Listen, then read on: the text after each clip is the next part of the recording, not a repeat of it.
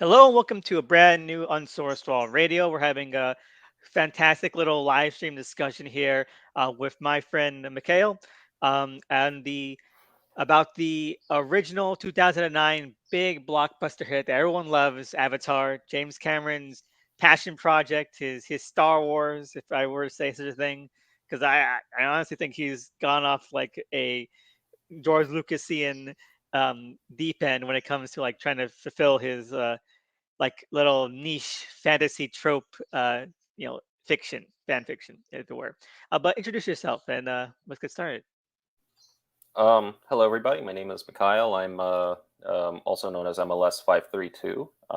I like to talk about movies, and I like to talk about different versions of movies, especially. And uh, Elvis, thank you for inviting me to talk about Avatar. No worries. I mean, I feel like you're always having something to say about these kinds of films, especially ones like this that are a lot more kind of intricately documented in terms of their production.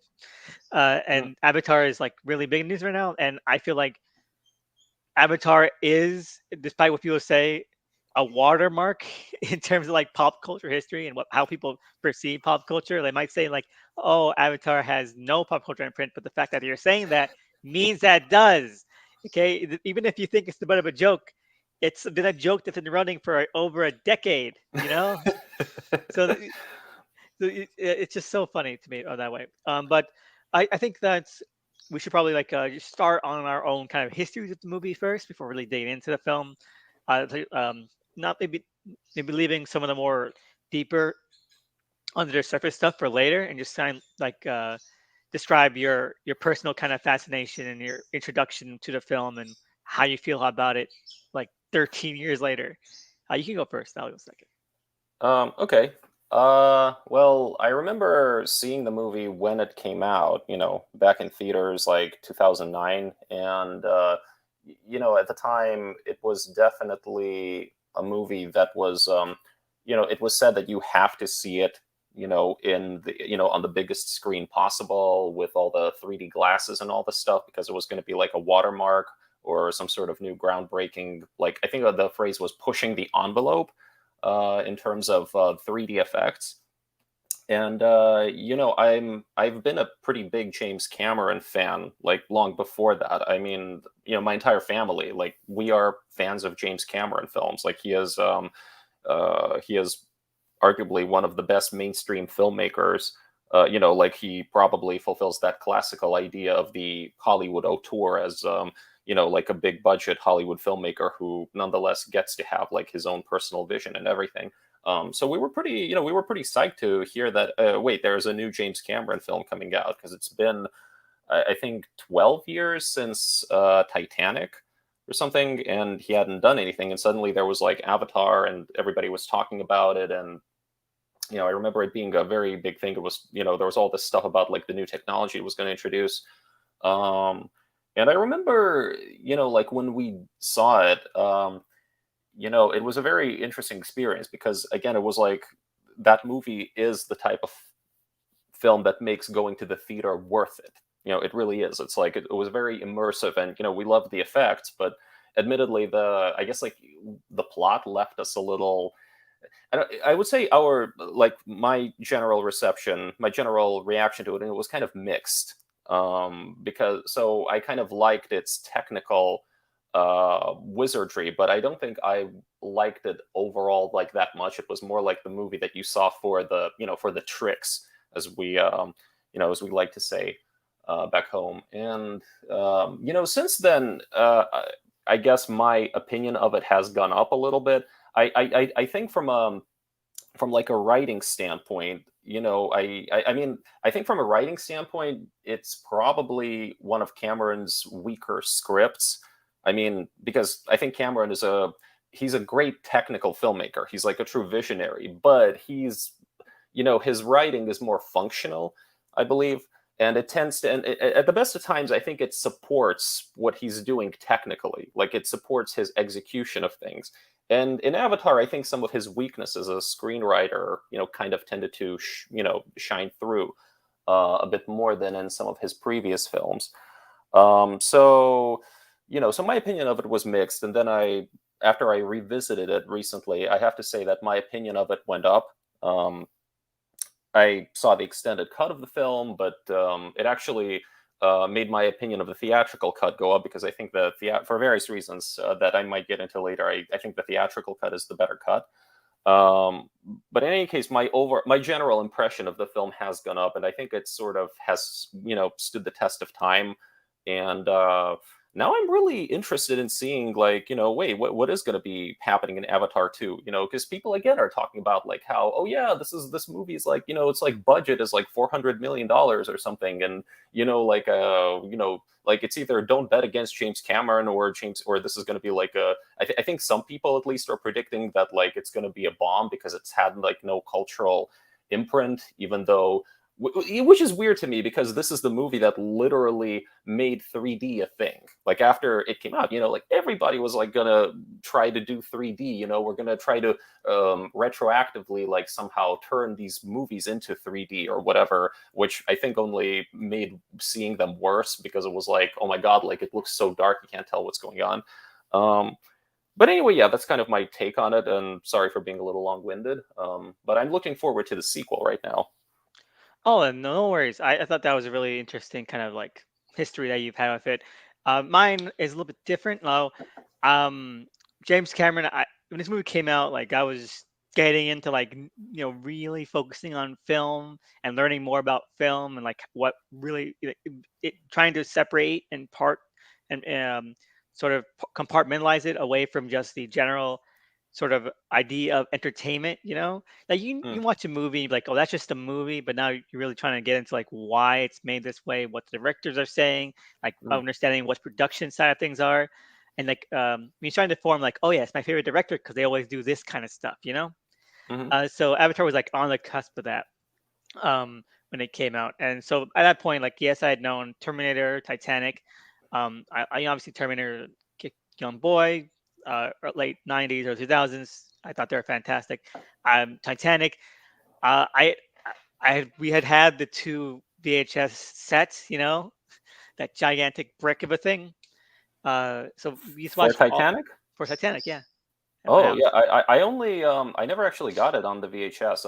Oh, I got the DVD like when they finally released it on DVD in an elaborate 3 or 4 disc set, whatever it was. Yeah, I oh, but I imagine because it was so long, they had to break it up into yes, 2 parts or something. they did. They did. Yeah, it was Titanic VHS number one, number two. It came in a box in like a little box sleeve and everything. I think we still have it somewhere, in storage or something. And I had liked it, but I never felt engrossed by it. And I think that going into Avatar, I I I was always hearing the same things you were. The technical prowess, like the technology, the images, the graphics, all that kind of improvements in terms of CGI. That's the only thing I heard. I didn't watch it until like years later. I had a cousin who was like who at the time they're not anymore, who at the time was like really into like the environmental message of the movie, and they're like really like, oh, it's about Mm, capitalism and resources and all that kind of stuff. Like, is it? And so I watched it and I thought like, okay, it's fine. It's a fine adventure film. um but I was blown away by the graphics and the detail, and like there's like this one shot where like one of the helicopters kind of lands on one of the planes, and you see like the way the grass kind of bristles, and like for some reason that's like my first big memory of where like Avatar was like, huh, it's really good. It's really good because this is a alien planet that's not grass, but like I was really enraptured by the grass, and it's a really silly detail, but that's the thing that stuck out to me at the time. And to my cousin this, and they were like, God, you're so ridiculous, Yeah, like they're really disappointed I didn't get more out of the movie. But as time went on, I really got into like the John Carter, like kind of Mars books, the Edgar Rice Burroughs kind of sci-fi romances. Um, and like I really got into my I love those books. I love the movie. I love like Flash Gordon. I love all those kind of like very archetypical sci-fi stories. Guy goes to alien planet. Sword and sorcery meets like sci-fi kind of stuff. mhm, yeah. Um, even Star Wars draws from this. A bunch of pop culture is founded on these kind of basic storytelling principles laid out by these things. And so I rewatched Avatar in the extended edition, and I suddenly just clicked. Like it all clicked for me. And Mm. I love the extended edition. I don't think it's great. I think you're right on the money when talking about scripts being very kind of functional, perfunctory. I'll call them blunt. The dialogue and characterization go as far as they need to, and then we'll just move along. Yeah, But what I love about the extended edition is that it gives the actors and the characters a little more room to sort of maneuver. And I think that when you have this kind of story where it's about a guy kind of going on this journey, like this classical hero's journey, this classical kind of like arc of selfishness to like being more hmm heroic and selfless, and they also have like this romance going on. You need to hit certain beats, and I don't think the original cut hits those beats like as effectively or at all in the terms of like the romance. Like it just feels so hollow and superficial. And the extended cut, like I feel like there's more of a connection growing. And yes, it's very thin. I won't defend it too much, but it's it's enough. sincere though. It's I'll give sincere. it that. Yeah, no, I think that much like George Lucas or any of those other kind of like types, like all the people in that gang of directors, they'll write very genuine moments, even if they aren't that good at writing. Yeah. Like they wear their hearts on their sleeve, which is why I think it's really kind of like a shame when you see so many like detractors. I don't mean critics, but I mean detractors. The anti fanboys, hmm it, who will be like, take this really seriously, and I'm like, these directors aren't taking it as seriously as you are. They just want to have fun. They just want to have fun, like telling like these sci-fi stories that they grew up watching as kids. It'd be like, it'd be. At this point, I'm surprised that like Steven Spielberg didn't make like a 5 movie saga about the ET species.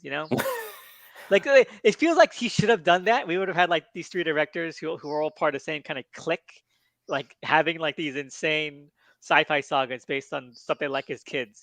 Well, he did do Indiana Jones though, Yeah, right? but Like, he I did he mean, did that with he did that with George. So we got you know yeah, but like Lucas again, he was more of a producer on that. okay, I kind of view Indiana Jones as like that to me is like, more of a Spielbergian yeah, experience. yeah, that to me is pure Spielberg. Like it's sort of I feel you can expect a higher level, I think, of like of storytelling and writing and all that stuff when Spielberg is at the helm. Like in general, it's just it's like it's maybe like a level or two above Lucas, but and it's a different. I don't know. It's like a different style. I feel like Spielberg has definitely more of a. I don't know, like his aesthetic, I guess, is just a little bit more. I don't know, like what's that word? Cinematic. Yeah, exactly.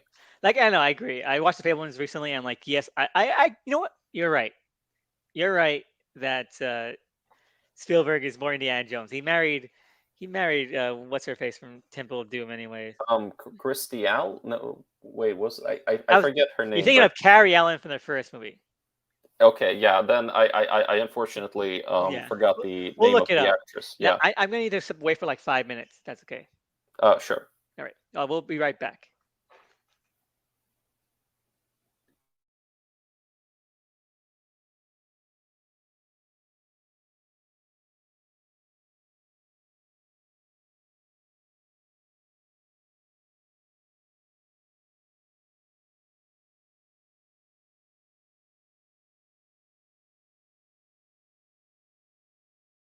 Hey, sorry, I'm back. I hate when that happens. Hey, it's cool. Yeah, that's why I want to reschedule.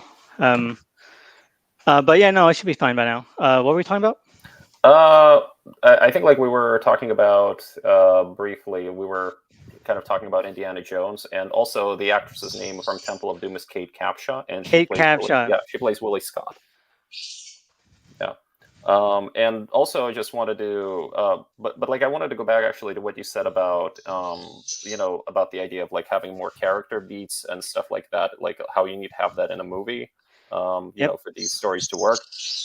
So I want to say that in general, I agree with that, but I actually disagree with that when it comes to James Cameron, because in my mind, James Cameron's, like skills, his strength really lies that's not where his strengths are. It's more like his strengths are in making the most technically perfectionist, movie like ever. Like so in a way, it's like I feel when he really narrows things down, like focuses on the plot and makes it the most fast paced, like or at least the most well paced thing possible. That's when his movies sing. So I generally prefer his theatrical cuts over the extended special editions and stuff. I mean, I agree, but only because the changes and additions to his other special editions were like terrible. Mm. I mean, like, and these editions are good. You know what I mean? Ah, Like I understand. Yeah, I well, feel the come on. same. Aliens had some nice stuff in it. But it ruins the mystique. Like, there's a difference. We shouldn't have mystique about like something that's meant to be like Mm. very important to the themes of the film. You know, like you can have like Earth being like this unknowable kind of unseen thing, Yeah. but that kind of ruins the impact of there even being an Earth and the whole sort of like pull and struggle here. Okay. Like, why should I care about Earth or even care about Pandora in relation to the other if I don't have any basis of grounding? I feel like that Mm. prologue, which I don't mind. I think prologues work well in a kind of like a sci-fi epic because it's like an epic, so you want to have like as much as you need. And I feel like prologues are really kind of nicely done because there's prologues in like say like the original kind of text of John Carter. John Hmm. Carter, the Princess Mars, those books are like 10%, 20% prologue. You know, like I like it. I think it adds to the kind of flavor and richness of the text. Uh, You I, know. I get that. I mean, but but again, that idea of the mystique, though, I think is exactly one of the things that I generally feel a lot of prologues take away. Like I would Yeah, agree, yeah, for example, yeah, like yeah, I but would agree, like the special edition stuff in Aliens. I would definitely take away like all of the stuff before they get to the colony. oh, You that know? stuff sucks so much. Yeah. No, I'm sorry. They have the thing is right. They had like a lot of sitcom actors in there too, and like I don't know. No offense to the actors in the in those added scenes, but like they're acting very hammy, and the sets don't look good. Like they like okay, we need a perfunctory set. We're gonna have like we're gonna shoot it in darkness anywhere. We're gonna put like a bunch of aliens kind of damage and bodies everywhere. Um, and so like it looks like so cheap and hollow. It's awful. It's Well, the just movie was actually made on a budget. Like I mean, they I kind know, of but like that's what I mean. I feel like it there James Cameron visually was able to like film it in a way that's purposeful and to see and there's right. obviously not purposeful. It was not intended to be filmed in like clear clarity or like lighting, Well, yeah, and I so it mean, just looks like disgusting. you hide the seams and you hide how many monsters are actually in the room with you at one moment. Like you make it seem like there are a lot of them, but I think there are only what like six people at any one time or something. Yes, Yeah, but yeah, but no, I feel like I should finish my thought at least yeah, for sorry. what I was saying. And yeah, so when I saw the extended edition, it really I loved it. I really did, and so um it's hard to explain it like for people because like yes, it doesn't gloss over or paper over all the flaws in the film.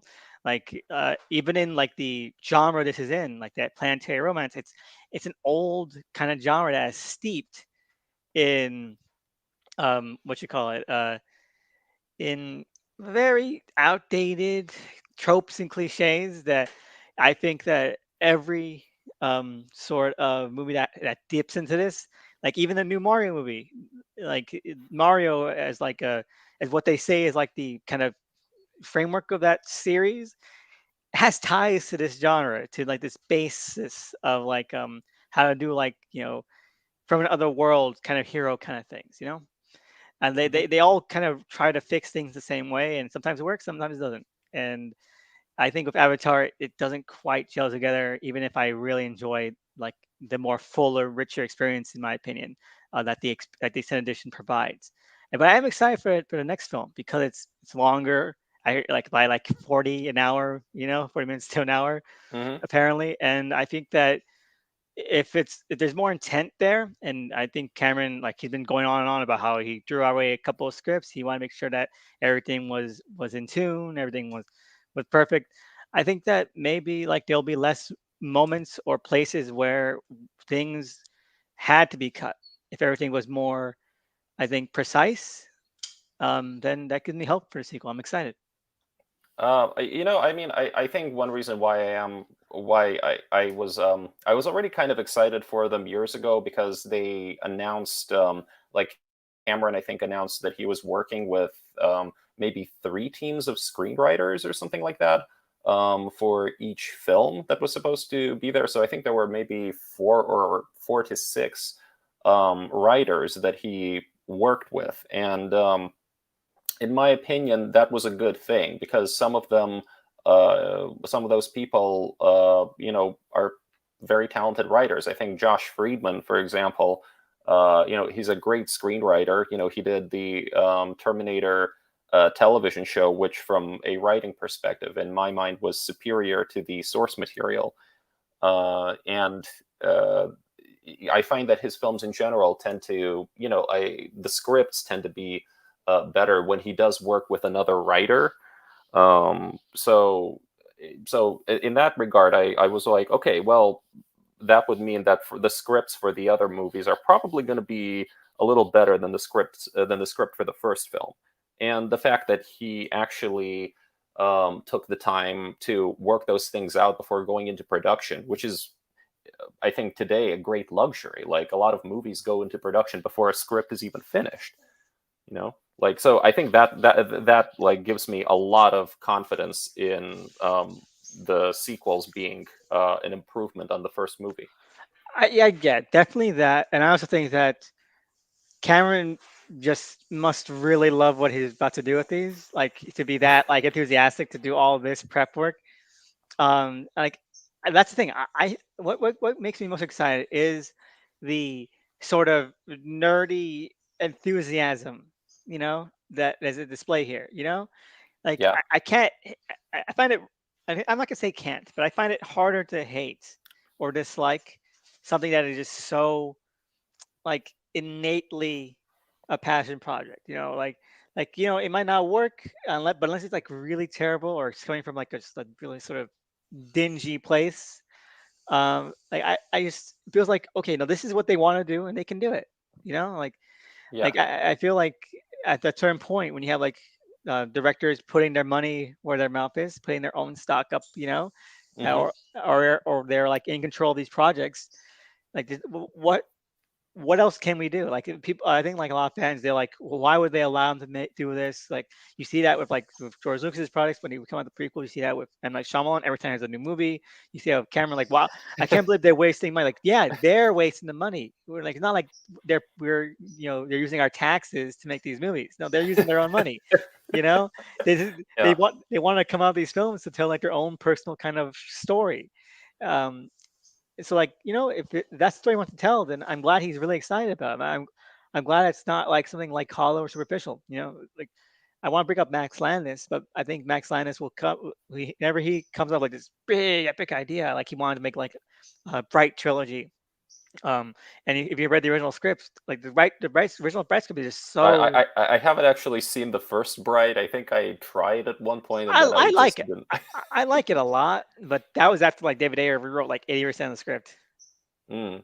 And the original script is just really bad and it's so shallow. It's even if you don't like the movie, it's so much more shallow and it's so much more uninventive. It's so much more derivative. uh like okay, yeah, you can say like, oh, this is a really cool idea, but unless you actually care about that idea, um I'm not going to be that excited about it. And so Avatar, like he's saying, like, I want to make a trilogy, but actually Avatar 2 and 3 we're going to be one movie. So it's going to be like Avatar 1, 2, 3, and 4, and then an epilogue, Avatar 5. And but then if that does well, I have ideas for sequels. So for him, Avatar 1 through 5 is like a movie trilogy, or like one story. And then he's saying like I want to do like I have ideas for like 6, 7, 8, and that would be like his sequel. So he's like, that's exciting to me. Exciting to me that he is that excited. Yeah, People, I he think, is. Yeah, yeah, yeah. He's he's super confident right now. I mean, it kind of and I think he's earned the right to like have that. Actually, I remember like I read up some old interviews and some old articles on Shyamalan after he did The Sixth Sense, and he was sort of like so enthusiastic and so confident about like like he was like, I think I've like unlocked the secret to Hollywood success, and I'm going to be doing all this stuff. And I think like people and people seem to be kind of like tearing him down for having that sort of enthusiasm, and then I think after Unbreakable came out, and the reaction to that was a little, not that great. It's like suddenly it's like his enthusiasm really died down, and you could just tell from the way he was talking about things. It's like he was really now becoming kind of unsure of himself and all that stuff. And like I'm kind of like but it's amazing to sort of see that. Like I feel sometimes like when people like do that, it's like there are folks who are going to say, no, you can't be saying all of that, what are you talking about, but which is sad. Like I think like it's great to see the That kind of confidence that Cameron energy. has. That energy, and that like like I mean, I hope Cameron at least manages to do movies like 2 through 4. Like the way the economy is going, it's not, I don't know how guaranteed it is, but and who knows, he might just get tired of it because it's super exhausting, right? He says Like, he says that at least 1, 2, and 3 form like a specific arc, and I have a theory. I'll leave that to the end. I have a theory for what he means.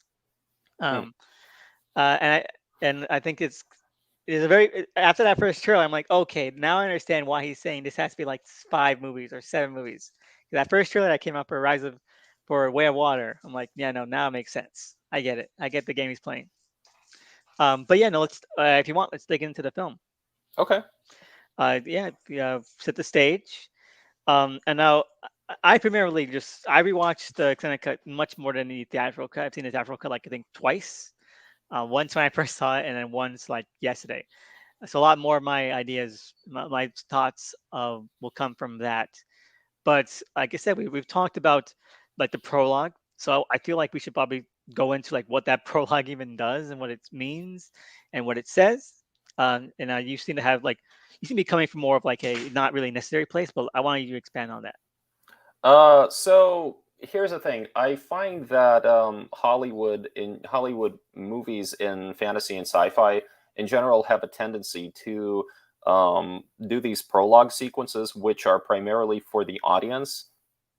So they do what I call demystifying prologues. They do these prologues that take away a lot of mystery, a lot of mystique, and they tend to have a lot of redundant information. Like they communicate information to audiences up front that you could easily get like later in the movie. I mean, and and I'm not saying there aren't any good prologues. Like I think Lord of the Rings does a really good and necessary prologue. I think Pirates of the Caribbean does a really good and also necessary prologue. But it's just that a lot of the times these prologues are unnecessary from a storytelling standpoint, and I think they tend to actually diminish what comes after, because then you don't really have um, that sense of, you don't discover things as well as you should, like with the characters and everything. And they also take up screen time. They also uh, kind of, they don't allow the story to start off immediately, you know um so I think in the extended cut of Avatar, it's like when I saw that, I was just like, I'm not really interested in this stuff on Earth. And Earth and all of the information, the most necessary information that they have in there, they really summarized it well in the theatrical cut. I mean, the theatrical cut just starts, I think, right there on the ship, and then they do a brief flashback, to show how the guy, like wound up replacing his brother, and everything. And I thought that was just like a really good way to summarize those things without having to, like do an elaborate sequence about it. And and it's kind of boring. Like, I mean, the Earth sequence is just, How I don't think dare it ends. you? How I dare you? I'm sorry. I think it's boring. It's the opposite of boring. It's like, oh my god. Whatever, go on. Okay, but I think like it really also improves the pace, right? Like, I mean, I think it just works in the movie's favor to jump right into that journey.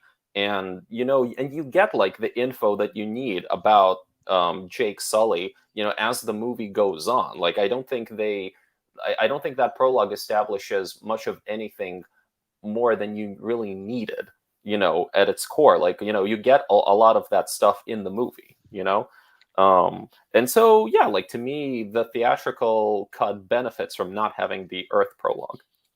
Personally, what I like about our prologue is that we get all that stuff. We mentioned before, I don't feel like demystifying is a bad thing for this kind of film where like the contrast between these two races, human beings, Earth and Pandora, and the Na'vi is the crux. You need, in fact, you need more information. Mm, You need more than is necessary, I think, to sell that. But again, like mm, with like aliens or anything like that, or Terminator, the fact that you don't know as much is the point, is the scariest point, because those are threats. Those are like unknowable things. And like, okay, that's good. They're outside context. We're already in the shoes of the main characters at that point. hmm We're left unmoored, I think, from like Jake Sully. Uh, and like most of them are kind of off the bat, and it's fine. Like I said, serviceable. It's serviceable. You get the information, but there's no tactile sensation to that information. And I think the prologue, yeah, it's a little bit long, but I like that we see more of Earth. I like that we see more of like how tough it is there, what's going on with the environment, what's going on with the floral and fauna like species on Earth, and he kind of hints and intimations that everything's like really going terribly and is like mm, almost like it's a pre-apocalyptic kind of society. And I think that's honestly like does a really great job at one showing like like why Earth would be out here, setting the stakes for Earth, setting like that kind of like tone for this kind of like very aggressive expansion and kind of hunting down for resources, and also why and how like the corporation that kind of oversees everything here hmm would be as powerful and as arrogant because they have all the chips, they have all the cards, and I think that like this also helps a lot of Jake Sully. Like, yes, we get to know more about okay, yeah, he's replacing his brother died. They tell us that, but I like seeing more of the reaction. I think that Sam Worthington, he's a little bit hard done by. He hasn't had like the kind of like um, renaissance that Jai Courtney has, in terms hmm of like public perception. And I think that Avatar really has given him kind of a bum rap. Um, because of like, mm, oh, he's just a disposable kind of like bland insert character. And so I feel like the intro prologue, does a little bit more to give him personality, give him a little bit more flair, a little more kind of like things going on under the surface. It's not a lot, but it's more. It's more. It gives you more of a greater sense of these characters, especially later on. We see when Natiri, she gets more as well. It's just stuff that I think adds a flavoring. Um, you know, a lot of it is still you just filling things in based on like standard genre tropes, but I think the prologue is honestly really essential. well, let me provide a different perspective. I think that the stuff that they did in the prologue, I think I would like it more. I think it would work better if maybe they actually intersperse that as maybe like some more brief flashbacks throughout the movie. Like, it's kind of like he sees like, the beauty of Pandora and then he remembers what Earth was like. Like we actually experienced that more, through his so it's kind of like it's not all up front. It's more like you get these brief glimpses of what the world that he left behind was. See, Like I think I would appreciate it more that way. I can understand. See, that's what I mean. Like that. Like I feel like that would have worked as well. Like it doesn't really matter much to me if it was in the if it's like the prologue or interspersed as long that's just as long as it was there. And like I feel like Okay. that's the thing that's missing from the original film. But I do going back and watching the theatrical cut, which I watched recently. It I do enjoy how kind of like peppy it is, from the hmm jump. Like everything's moving along. I think that the first kind of It's act faster. faster, yes, but I think that the first act of the theatrical cut really does benefit from Cameron's kind of utilitarian dialogue and script writing.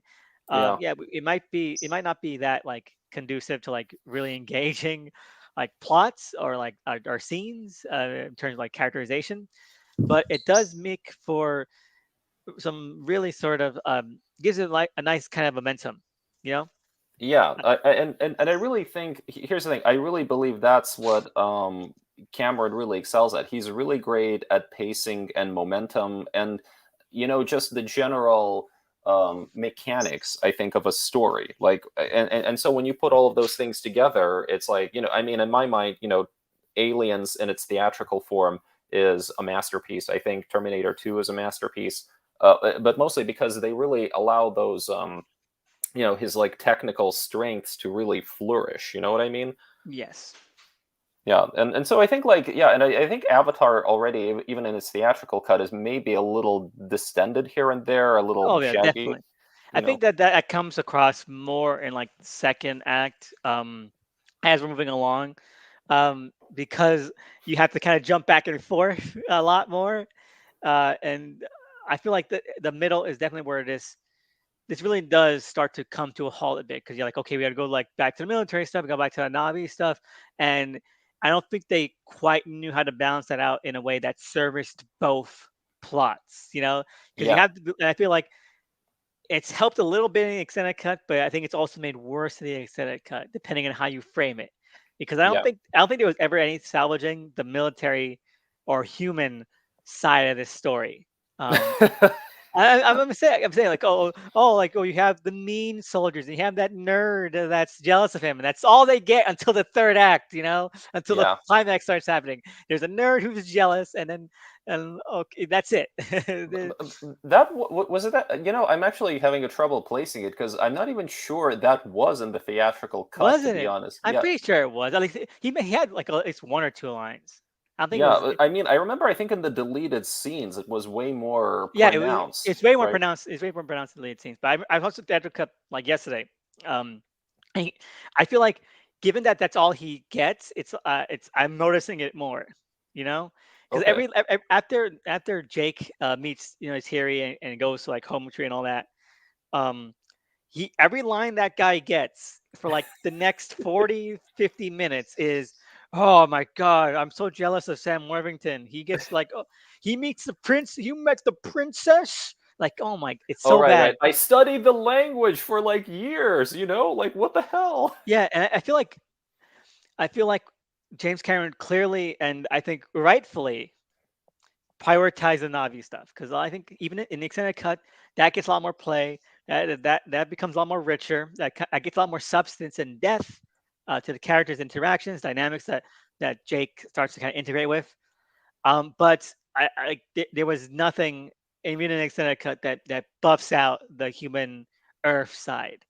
And I feel like he had to make a judgment call. He made the right one, but it's a Hmm. shame that it's so imbalanced in both cuts. Yeah, yeah, I get what you mean. Although I will say I do like Colonel Quaritch, although I think that's primarily because of Stephen Lang. Stephen Like I Lang's think, so good. yeah. Yeah. But even some of the, upon rewatch, it occurred to me that it's a form of good foreshadowing that I like because you don't really know it's foreshadowing, but because I think the first scene that introduces him, he's talking about like how powerful Navi arrows are and how, like, if they hit you with an arrow, you're like dead in like 30 seconds, and then at the end of the movie, he literally gets hit with, I think, 3 arrows or something. Yeah, Yeah, so that was that's just great setup, and he's, I think he brings a lot of, I think he's the more interesting of the military characters, like, even definitely. though, yeah, yeah, I mean, you don't get to know that much about him, but he's still like, he's like, what's up with this guy? He's intriguing. Oh yeah, I like Quaritch a lot. Quaritch, Quart. What? I don't remember. I think it's Quaritch. I think it's Quaritch too, but I always imagine there being a T in the middle for some reason.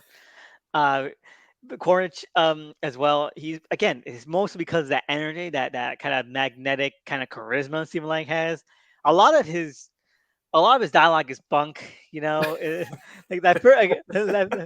The original first scenes where he's like, "You guys were," I think Cameron's like, "Okay, we got to set down that this guy is like the kind of like the prototypical kind of general, that he's the military man." So that first scene, that's where like Cameron's like, "We got to set down everything about this character, his personality in one go." And so he writes like this fantastic, really enrapturing kind of scene, this very very dynamic character introduction, and then like, okay, now good, we got that, and it's like very perfunctory mode again.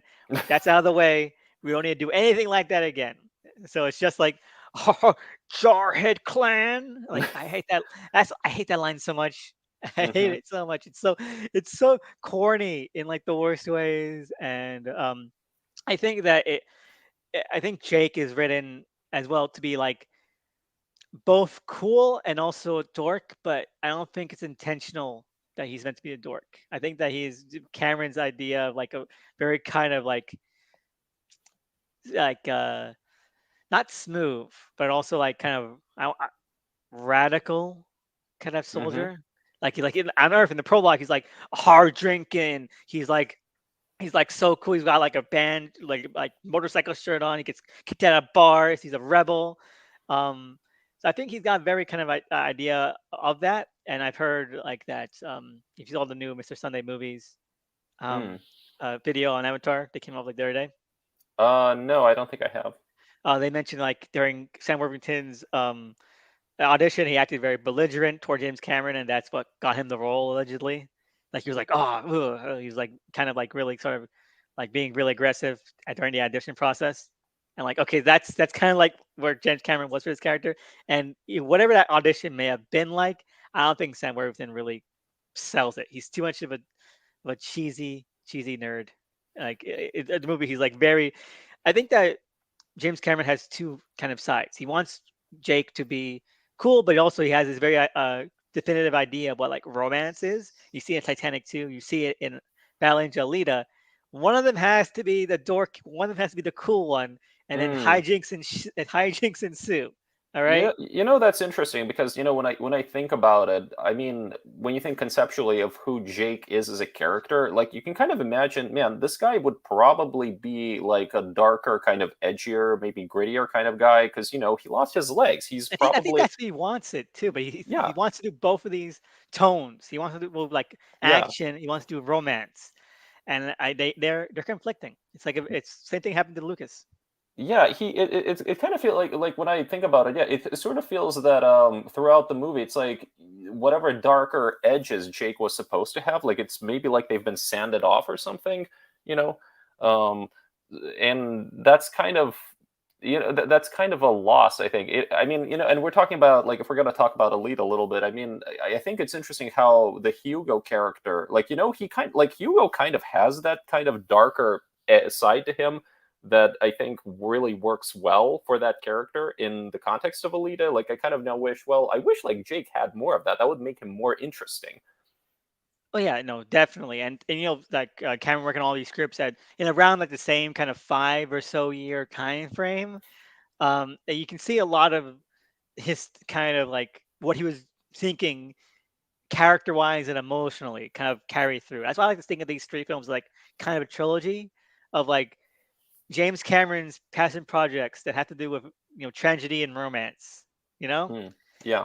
and um, I agree. I think that he's a very Hugo-esque character, and you see a lot more of that in the prologue. You see a lot more of that edge, but you have to believe the romance. So, and I think it's very trite, or at least it comes from very trite and cliche aspects. You know, you're like, okay, it's fun. I like romantic comedies. I like seeing romances. It's my guilty pleasure, and so I like it when one's a goofball and the other one needs to be like kind of like the one that like has to steady them, the grounded one. The straight man.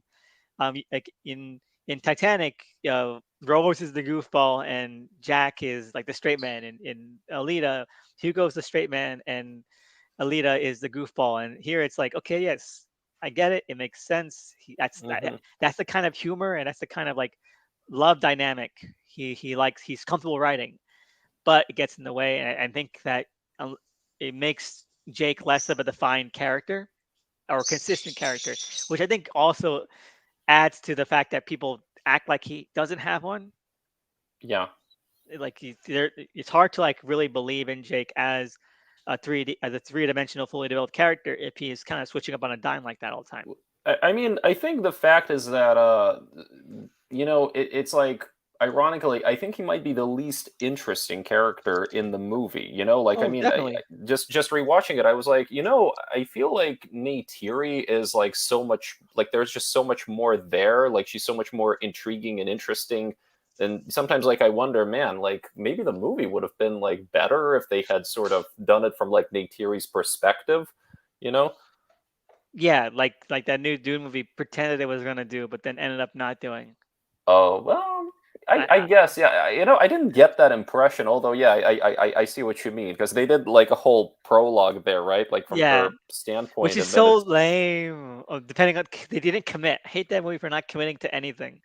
oh, I don't well, like it.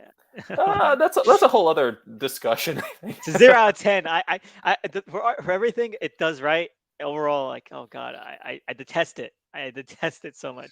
Oh wow. Well, I mean, I really like Dune, but I also like. I mean, I don't think it's a perfect movie, and they clearly left, in my opinion, too much on the cutting room floor. But like I just think it really gave you that like true theatrical experience, the one that people keep talking about, like why you have to go to the theater, and that movie makes you believe in the theater. You know, I would have felt like like I would have felt like they stole my money if I'd seen it in theaters. well, um, I don't know, but anyway, like I Yeah, think no. like we should have like a discussion about like that whole thing at some point. Yeah, Like no, a definitely. Before that comes out. hmm, yeah. But yeah, back on here. So uh, we're gonna finish your thought on Jake and Neytiri or Neytiri's point of view. Yeah, well, I guess it's mostly that I ultimately think that yeah, the Navi are clearly where the movie works. I think the Navi are a very interesting part of the movie. It was fascinating to it was interesting to realize that the effects of the Navi really hold up like all Yeah, they these do. years later. They do. I was surprised too. Like, I there was after a while, even with modern movies. Now, like back in like the like late '90s or early 2000s, when they really had to like really work at it. So when you had a movie that put in the time, the effort, and the money, um, a lot of those still hold up because they knew like they lived or died by that, you know, and they were Hmm. like, but like modern movies, they like oh they take CGI for granted, and so they age and they look so much more rubbery and hollow, or at least non tangible, more rubbery as very much quicker, you know. Hmm. um like he Starship Troopers, that those effects like still hold up. Yes, some of them are starting to show their age, but like they still hold up insanely well.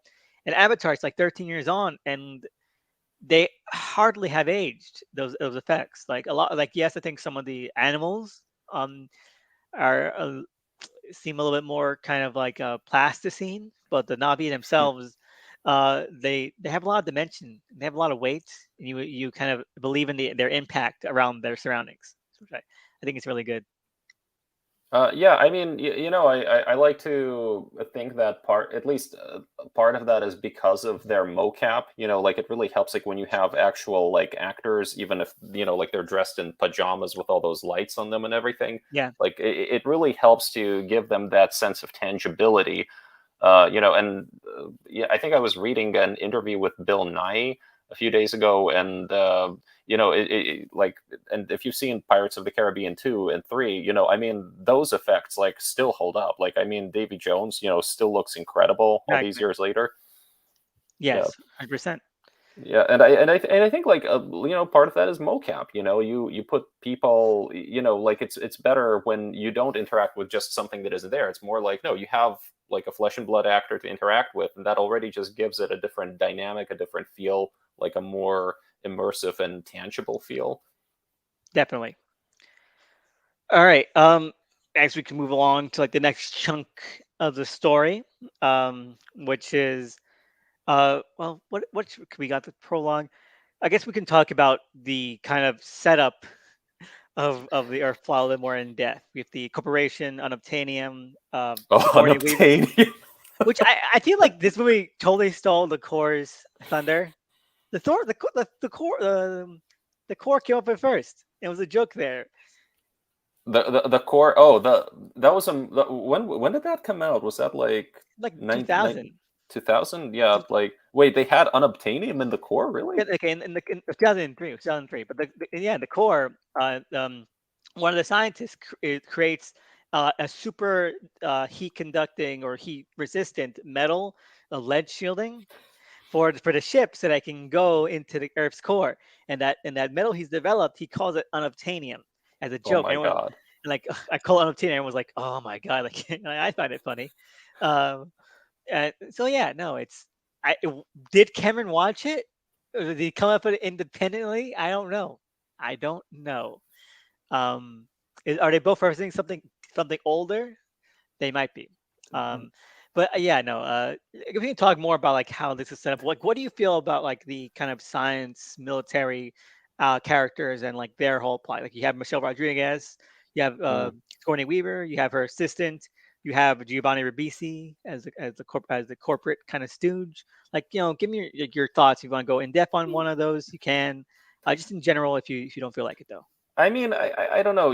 I generally like I enjoy Giovanni Ribisi as an actor, but I think even he can't really every time like I see that scene where he's like, this is why we're here, unobtainium.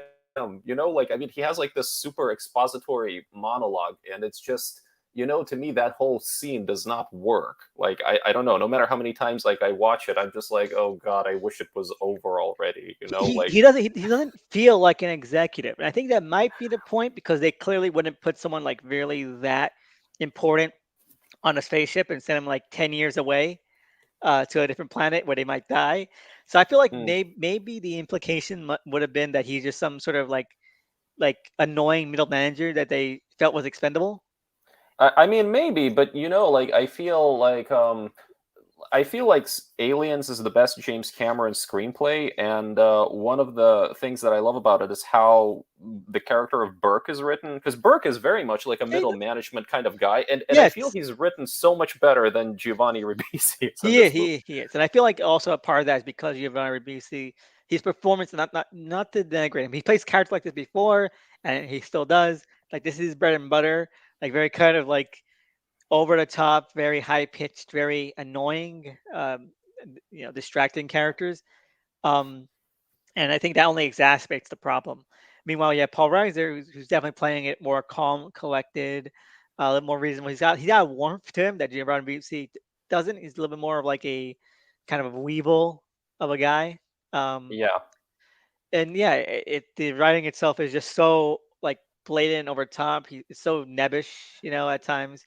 It's very much meant to be, I think, like this sort of broad, like I mean, the way they even Broad, introduce him, very right? Like he's literally playing golfing. golf Yeah, indoors, right? Like, and so it's clearly meant to create this very quick, recognizable contrast. Like, you have Grace as sort of like the good guy on the side of the military, and then he's like like the bad guy, like the corporate stooge who's like, all about the money and like the, like, and who cares about the natives and stuff like that. And it's like it's a clear shorthand, when it comes to characterization and everything. But I don't know if it works like that well. it And doesn't. It does not at all. Um, One thing I hate about the film in both cuts, and I actively hate it. I really do because it makes no sense. It makes absolutely no sense to have this point in the movie, have this dialogue scene. Um, in fact, the movie works better if you don't even use this or even approach it. But it's near the end, near the start of the third act, right? Or I think nearer toward the middle, where Grace Sigourney Weaver's character is like, we can't like bulldoze home tree because the planet is a high mind where everything is everything is connected through neurological impulses from like their tendrils in their hair, all that kind of stuff. It's a hive mind.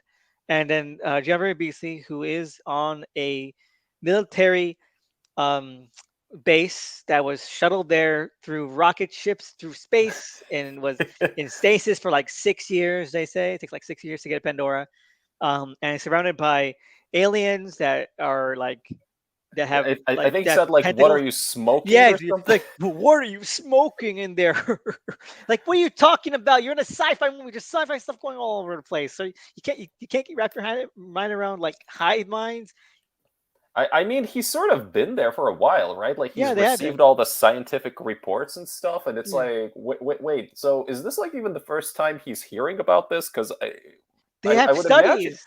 yeah, like I would imagine he would have known at least some of this already. It You takes know? years to grow an avatar. They could Uh, tell. They could. They have probably have pictures of like the hair tentacles. yeah. Like, I mean, they've studied. They must know how those tentacles work, right? Like they connect They into do these because like they mention collective. it. Yeah, exactly. So So like I hate that line so much, and I feel like yes, James Cameron was being broad. Like he could have just been callous. He could have just said I don't care, and that would have been enough. But to be like, oh, you're all a bunch of hippies who believe in hive mind science, and even though this is science, and you're a scientist, and just we probably dissected a Navi at one point. yeah, I mean, yeah, it would have made more sense if he said, "Grace, I don't care," you know? Yeah. Like, for all we can say about like James Cameron being like very perfunctory, that was a misstep. Yeah, Um, I mean, I just think like I think to me, really, the main problem is ultimately that it's not so much that it draws so much on all the broad stuff. It's like I don't think there's enough concreteness, like yes, there that's true. to make up for it. Definitely. Like you don't none of that feels genuine enough on the human side. Oh yeah. Like it feels like a play. It feels like these are just stock characters. I forget Michelle Rodriguez is in the movie 80% of the time. She doesn't. She has no purpose in the film at all. I I mean, she can't. was originally supposed to have a romance with the guy, and she had like a whole. She was kind of a spy or something, I Reminds think. of who? The nerd? Yeah, with Norb. I think she had a full-on Yeah, romance with Norb, yeah. I think and that's and, still and implied, or like because like they're always in the same scene, especially near the end in the yeah, climax. but she was also. I think she was also supposed to be like a second spy or something like that. Like there was a whole cut subplot where she was, she was keeping an eye on Jake for a while, I believe, and I think you might be right. I think that might be somewhere. yeah, but ultimately in the movie as it is, yeah, she's largely. I think she only does like one big thing, which is that she's the one who bails them out, like Yeah, in Act Three, right? yeah. She just comes in with her helicopter. Yeah, well, she's good. She's good with the helicopter ultimately. Although Yeah, I felt nothing when she died, though. It's like it was kind of yeah. I like in know. the She makes no impression for me. So like I forgot she even died. Like oh yeah, no, she's dead. yeah, but that's the thing. Like Sutei's death, which was off screen, makes more of an impression even in the theatrical cut, Yeah, right? I was surprised in the theatrical cut as well because like you just hear the tears saying Sute is dead. Like what? When that happened? Well, when he fell out of the like of the copter, right? Yeah, He but got shot. it's such a scene in the extended that like when she says it like out of nowhere in the theatrical cut, relatively like what and I missed something. Did I skip over something? Because like again, there's so much things where like we rob them of impact. Like yes, some things might flow better, but I think impact will always be paramount. Oh, okay, I get that. Okay. But yeah, no. Anything you want to say about like Sigourney Weaver's character, or any specific character on the human side? I'm not sure actually. I think I will be honest. I think her role in the extended cut came off as better to me. Like I think it was more, you kind of got that sense of Grace as the mother figure. Yeah, no, definitely. Yeah, and it was it's a role that I don't know. I feel like she's interesting again, mostly thanks to Weaver's performance. Like I think Weaver really does a good job of trying to encompass the different sometimes maybe contradictory things that Grace is supposed to be, because they also kind of show her as being kind of, hey, like where's my cigarette, kind of this sort of jaded figure at the outset, but then she like becomes like really warm and everything. I don't know, but I remember really being touched, I think, like in her final moments when she's still like, man, I wish I could get some samples or something. Yeah. Yeah, for me, Grace, I think you're right. In the Senate Cup, we get more into like her history of the Navi, like why I don't trust. We get more concrete details. We understand more about like the dynamics and why there's more distrust, um, why there's a lot more kind of pain. That's why I like Seneca. You see a lot more of these characterizations and emotional nuances that Hmm.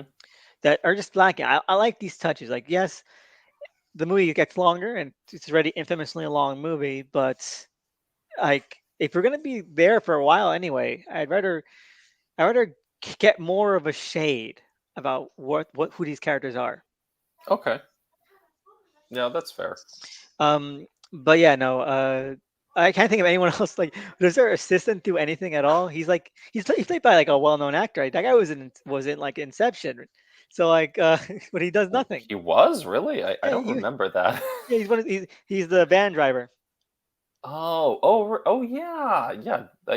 I remember. Yeah, I don't know. Norb ultimately just I don't know. He doesn't register that much. Like he's Oh, yeah, like it will it's he back in the sequel?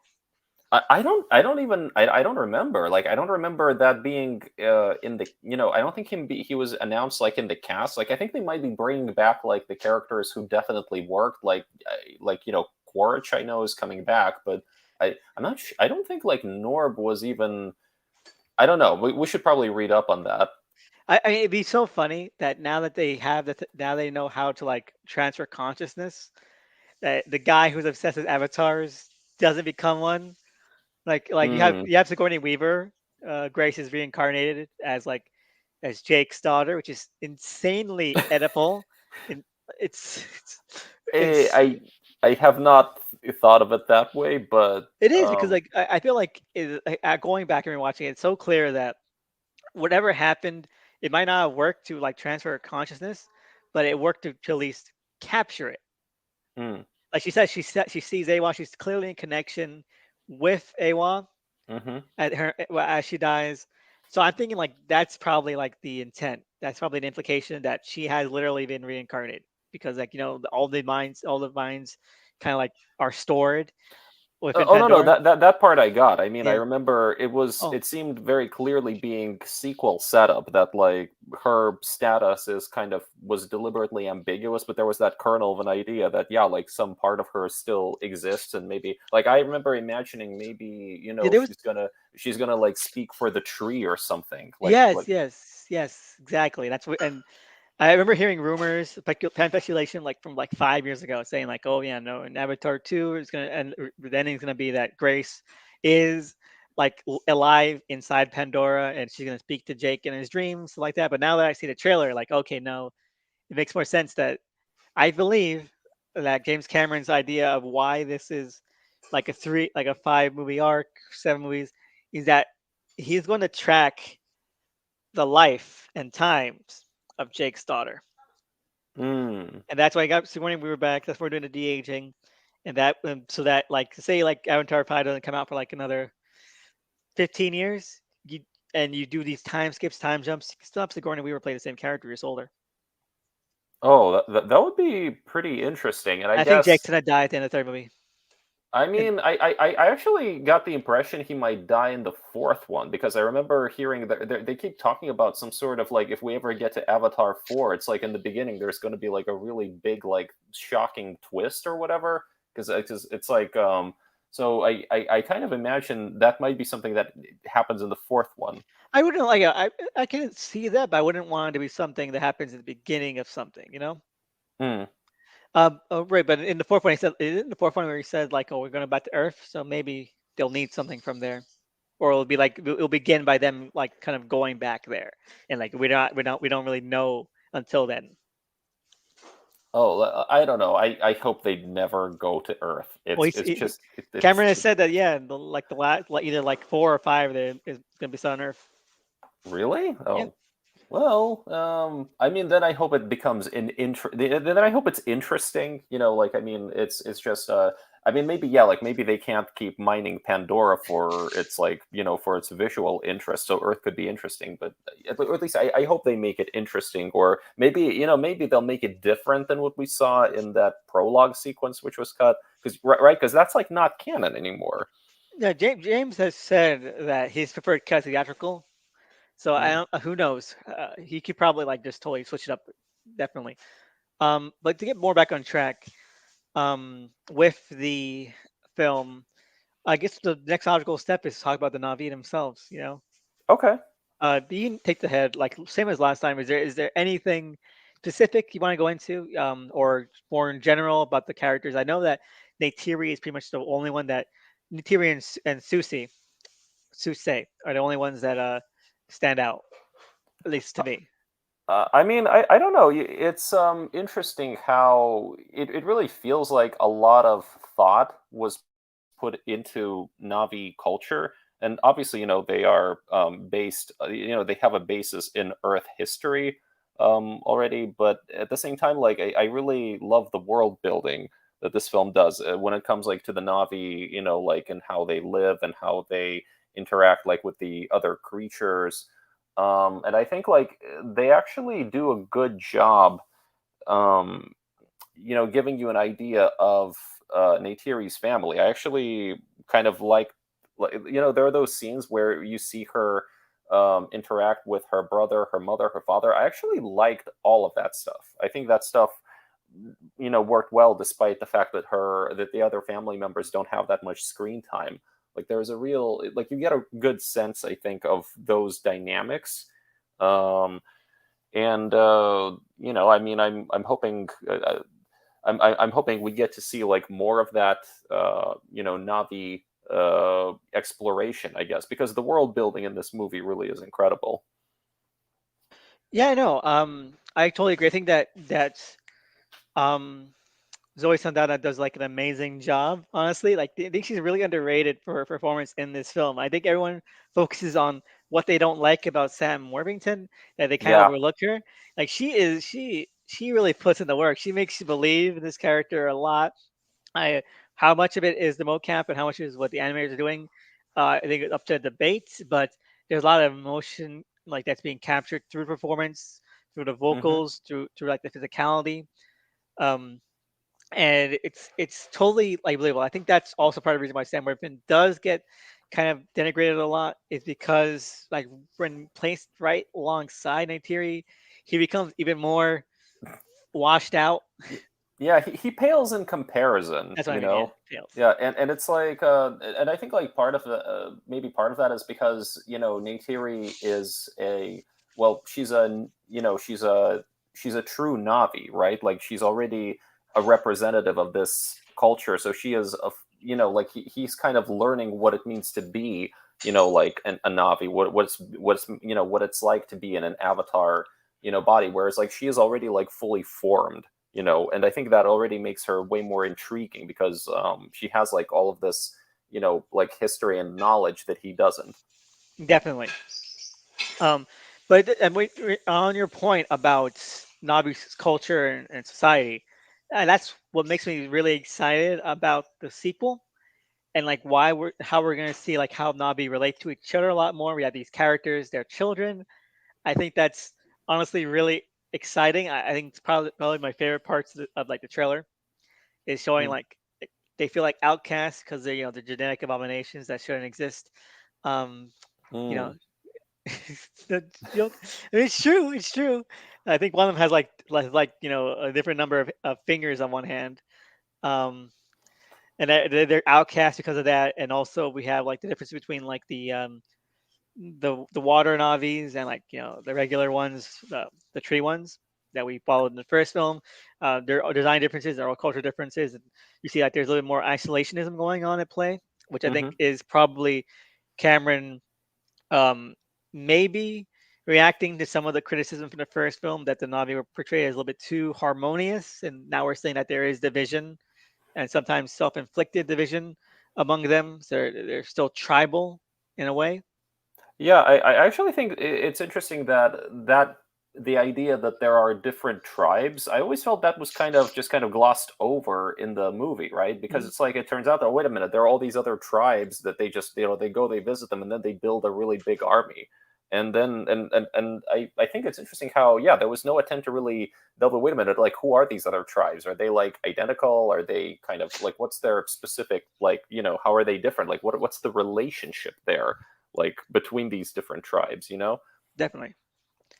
And so that's what really got me excited. So I feel like the Navi, like you're right, but when you get the scene between Zoe Saldana and her family, Neytiri, all that, that's where it pops. That's where it works. I even like Suitsy, but I think that he is, I think maybe a little too flat. Like even in both cuts, he's still a little flat. Mm. He's once you understand, like okay, yes, so mated pair, or he's gonna be the new chief, all that kind of stuff. It's like you get it, you understand exactly where this is gonna go, how it's gonna go that way. The only wrinkle I like is is like Jake and the Terry bang like before anything happens. Oh, And like she admits it to everyone, her father, her family, the entire tribe, and like that. Like I think that's a nice wrinkle. That's a nice extra complication that Cameron puts into it. That like okay, he's having fun with this because that's not something you would see. You know, you would just let kind of like the high emotions kind of carry you. But like no, she's like, oh yeah, we bonded already, all that kind of stuff. Like that's funny, and and like um. But it's a shame that Susie did die because I don't think he needed to, and I don't think it was that necessary. yeah, Emotionally, that's I completely agree with that because it was actually interesting that, like, for one thing, I do believe he has an arc, like his arc throughout the movies, that he starts off as the guy who sort of hates Jake, and then he comes around at the end to recognize his, worth and value and everything. But I definitely feel, just in terms of, and maybe this was one of those things that happens when you don't really have like a full blown, extended narrative in mind. It's that, like, like, I feel he should have carried over, like he just became chief, right? Like, and that would have been an interesting dynamic to, like, for him to have remained chief, throughout like subsequent films.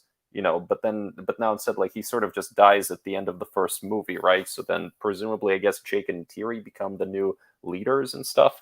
yeah, because they had to create their own. They had to move. They create their own little section of the Earth, of Pandora, and like, Yeah. but you could have done that already. They could have like moved away and made their own tribe, but you didn't have to like go this far to do it. And that would be interesting as well because they could have created their own tribe and they could have like had their own followers and maybe they get into conflict as well with Sutsi if he was still kind of like leading this original group. Yeah. I mean, I definitely feel like it's interesting again. Like with Alita, like I feel like there's this tendency, like, again, I see this interesting way in which, like, a character's fate feels rushed. Like, you kind of get that it has to happen at some point, but it happens too soon. Yeah, no, definitely. I think that you see that a lot with Cameron as well because everything is so regimented. Everything is so kind of like strictly done in terms of like pacing, which helps give momentum. But when you get to the payoffs, they're like, okay, we already did all this legwork, and the legwork is just like the most basic kind of like setup and payoffs. So when you get to the big emotional kind of cliffs, it does feel Hmm. like you were rushed there, and that's my big problem with Titanic as well. Like I hate romances where there's no growth, you know. Yeah. And I think that, and what I mean by growth, I don't mean like in a character internally growing. I mean like a couple growing together. Because with Titanic, like they're in love and that's it, and which a lot of romances do. I don't have anything against those, but like when that's your big kind of emotional arc or hook, it means nothing to me. Meanwhile, with Alita and Avatar, um, there's a lot more kind of going on there. Alita growing more mature, more kind of like sure of herself. Hmm. Hugo, having this kind of like emotional relation as well, and their relationship being kind of like the impetus of that. And with Avatar, of course, you have Jake going from an inconsistently douchebag ish kind of jerk, selfish to like more of a hero, and that relationship being kind of like the growth for that. That's the kind of thing I like to see, and I think the film does it okay enough by comparison, but not quite enough to make it like really resound. Yeah. I totally agree with that. All right. And so what do we have here? Where do we go next? Is there anything specific you wanted to go with the movie? Like at Um, least in the first two acts? I mean, I don't know. I mean, it's I kind of feel like this was yet another case, I feel, where, like, I guess Cameron. I think it used to be said that Cameron was interested more in the mechanics of the places that he constructed. Like, he was interested more in the mechanics of the Titanic ship than he was in the characters. Yeah. And sometimes, just looking at Avatar, I'm like, it really does feel like he's more interested in Pandora than he is in the characters. Oh, definitely. But I think that also helps because Pandora is meant to be more of a kind of character in itself, Yeah. um, which again, makes me wonder like what he means by like the second film being more spiritual, Hmm. because that's what the big thing with like oh we threw out the first draft of of the sequel because it wasn't spiritual enough, that kind of thing. Which I think it might work. Well, yeah, we'll see. I think I, I think in any case, like the fact that he's had like several years to hone out the scripts. I'm hoping that he really focuses on what worked in the first movie and just goes deeper into all of that. It does seem like it's the intent. Like I think that initially he might have wanted to make this as a kind of action kind of film, action romance kind of film, but now that it's like a saga, I think that he definitely needs to be more engaging with the plot, with the characters, with the emotions. So fingers crossed for that.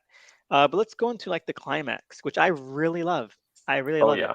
I love the third act on a character level. I love it on an action level. You go first. I don't know. It's like like the site of Home Tree being destroyed and everything, and then it's like it's one of those things where I feel Cameron really is a master of action filmmaking. Like just you really are amazed sometimes at what he pulls off and how well he does it. And yeah, I think like the third act of the movie is just amazing when it comes to the scale and the scope of it, like the visuals of it and how and like how all that is paced. It's very clear, right? Like you're never really confused by what's happening or why or where. Um, and I mean, I love it. I love all of the, I love like all of the robotic suits, like and the, the way that I mean, I love that final duel, like with Quaritch. I think it's, I think it's really well done.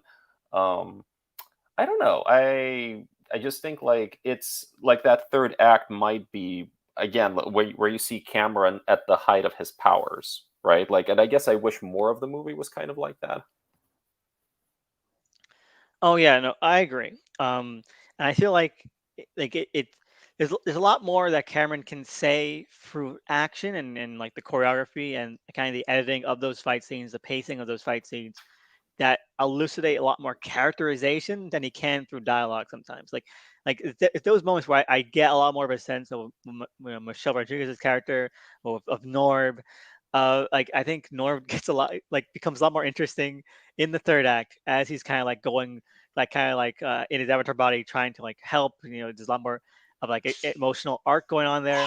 It's not as fully formed, but I get more of a sense of who he is as a person, as like a more of a developed character. And then I especially think that the third act is probably like the best culmination of Neytiri and Jake's relationship, because I like the idea that it doesn't really come until like the end, that Neytiri didn't quite understand what Jake was. Mm, Like like obviously she's not dumb, and she probably it probably probably gets it. They have the word for it and everything, like they're abominations or something like that. hmm. Um, but I don't think she quite like registered it until like the third act.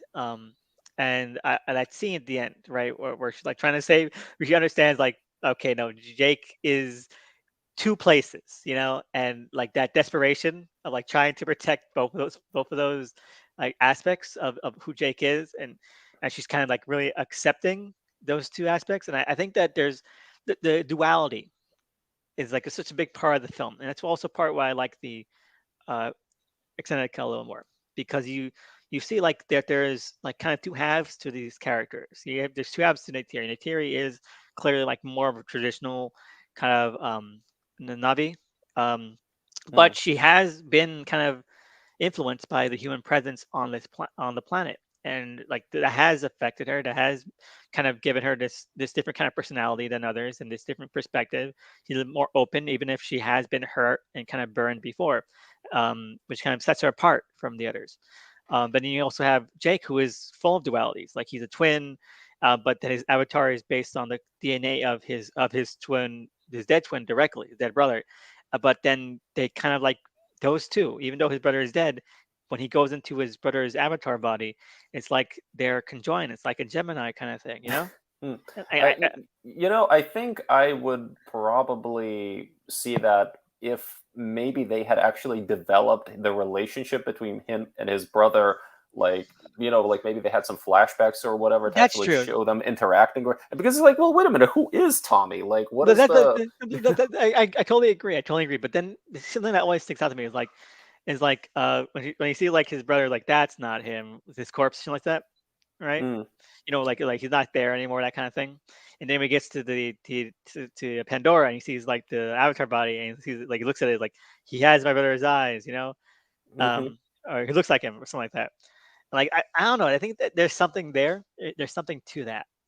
Like there are he and his brother were two halves of a whole, and Jake's body is more. It's less that like it's about like him being more accepting or being more like at peace at being a Navi, and I think it's more about him becoming complete, kind of like as a person, like he's with his brother, like they're kind of like completing each other, you know?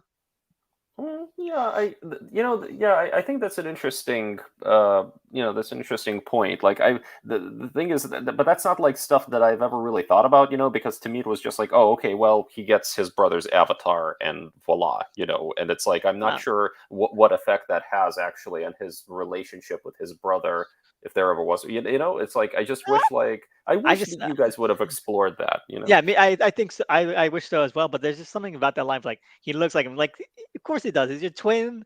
But like it's something that Jake specifically sees Mm, in that avatar. Like and then he becomes it. You know. yeah. Like there's two halves. There's something there. And then you have Notori kind of like saving Jake's human body and like they're having that moment together. Like finally face to face. He's like, I see you. You know. Yeah, that was a great sequence, and I She mean, I accepts think, him. yeah, She accepts both halves of him. It's so good. I love yeah, it. and even like, and I think it was kind of suspenseful too, right? Because there was the whole thing where it's just like edited so well that it's like I think he was trying to get to the oxygen mask, and it's not clear will Neytiri get to him in time and Yeah, stuff no, like that, right? he's running out of like oxygen. He's trying to breathe in the poisonous gases of the atmosphere of the planet. Yeah, it's crazy. It's really good. Um, and I think that's the real kind of climax of the movie, at least emotionally for me. Obviously, because it's also the climax of the romance, but at that point, like that's what makes it. Like I think that Warpington and Saldana do a great job with these characters, and in the extended edition, especially to me, like because she's vulnerable with Jake in a way, and more in the extended edition, as we see more of her like her kind of tragic trauma. Um, and he lets her in, and obviously they have like the kind of soul bonding moment. Uh, you know, Yeah. um, and it's nice, to like to have these characters really kind of accept each other. Yeah, I mean, yeah, yeah. It's I always wonder though. I mean, what sort of relationships do they have, like with their, with their dragons, or those other animals? Because I they also connect to them, right? Like through those I heads. feel I think I heard like someone, either Cameron or someone who worked on the design, saying that the tentacles aren't how they have sex. It's more like it's just how they bond, and then they actually have like actual regular organs, sexual genitalia. Yeah, I mean, I guess I kind of got that, but still, it feels like there's some implications there, right? Definitely, Yeah. it really is weird. Um, but yeah, no, I find like the third act a lot. Like, I think Quaritch is just really great at that point as like this obstacle, and I think that it's so good having Neytiri kind of take the forefront, and Jake is like just a lifeless husk. Like no, like, I feel like there's a lot of talk about Jake being a white savior, and I'll have to admit that he is kind of like ingrained in that's ingrained in the genre. Like Yeah. you can't do this genre about that kind of like that kind of tone uh kind of seeping into the story. Like even if you made it change like the genders, even if you change the races, you, that would be that would always be baked in, like you see in the Mario movie, you see it in any Flash Gordon adaptation, you see it in so much like interplanetary romances. You just it's not it's a part of the film. You can't really get Yeah. get away I from that. Um, Potentially, I think it would be a way more interesting and subversive move would have been like, well, what if Jake actually, indeed, he's not a lightsaber. What if he literally just, he just destroys like the Navi, and then they have to fight back by themselves, and like, take control and everything, but I don't think like the movie. Would have I think like people would have like rioted in theaters or something if Cameron tried to do something like that. definitely, definitely. But yeah, that's why I think it was a little bit smart. And a little bit, I liked it a lot more emotionally that Neytiri was taking pretty much the forefront of that final battle. No, for sure, and it's again, and it's a cool payoff, right? Like I mean, I just love the fact that she shoots the guy full of arrows, right? Like, and Mhm. he kind of knows that he's okay. Fuck. He's like yeah, because he was literally like to me that's just a great way of setup and payoff and everything, and I like there are these multiple stages, right? Like to these duels because they both like have to fight him. They can't like take him down like individually. It has to be like like it's a multi-stage boss battle essentially, right? And I think it was expertly like done. Yes, definitely. Um, but yeah, what else is there to say? How do you think Quaritch is even fucking alive? Did Awa save him? They s- Well, they save Quaritch's brain. okay, so I've read how kind of it happens because I got like I think an Empire magazine. So should we talk about that? Yeah, let's talk about it. Like, screw it. Well, the idea seems to be that the company actually revives like the dead soldiers. Like they find these dead soldiers and they turn them into something called recombs. I think like so they take their. So I think the idea is that they take their bodies and they transfer what's left of their mind into like a new avatar clone body. So they create like a clone body for Quaritch and take his and like take what was left of his mind and like place it in there. That's horrifying. Yeah, that is, and but it's kind of. I mean, it's kind of it's horrifying and it's also kind of cool. I think because like I remember I was kind That's of pretty thinking, much. wait a Isn't that the plot of Universal Soldier? in a way like there they just revived the soldiers. They put them on ice quite literally. Then they found some sort of. I think they maybe sort of turned them into cyborgs. They Yeah, it's you very know they inconsistent. It's very inconsistent in those movies. Yeah, and then I think they moved on to cloning, right? Yeah, But here, yeah, I think I guess it's like a similar idea, but they literally want to reutilize the available genetic material, right? And I think if I remember correctly, the from that article, the idea was that like, well, these guys already have experience, and we can make them bigger and better and stuff. And that, I mean, they like because Quaritch is kind of like an expert. He was like an expert soldier. You give him an avatar body, now he's going to be even like he's going to be even tougher and stuff. that's yeah. No, I'm excited. I really am because like if they have these if they have these avatar bodies, like how does that affect them? Because Yeah. that was the whole thing about the original film.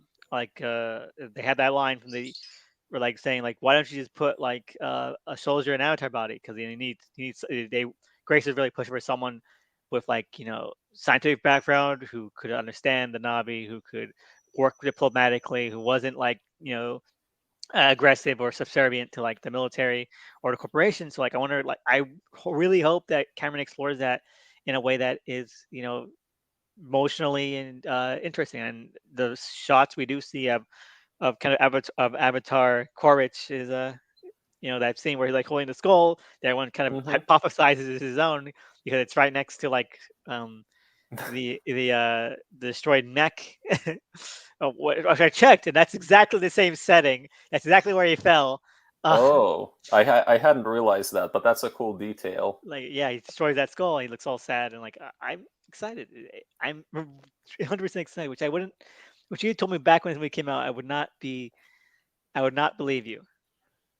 I remember when they announced that like Quaritch was coming back, which I think was way back, like I don't know, 7, 8 years ago or something, and I was like, man, can't like they let the villain stay dead? Because to me, it was just kind of a, it's a trope that I don't like.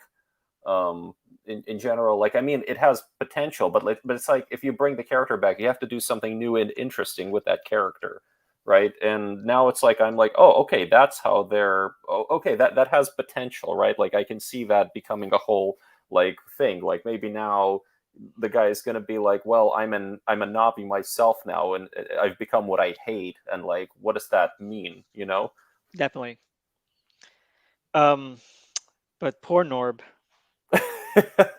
I don't know. It's just it's like I feel I don't know if he's in the movie, but if he isn't, I don't think he'll be that missed. It's I'll like miss him. I'll miss him, really and his petty, sassy remarks.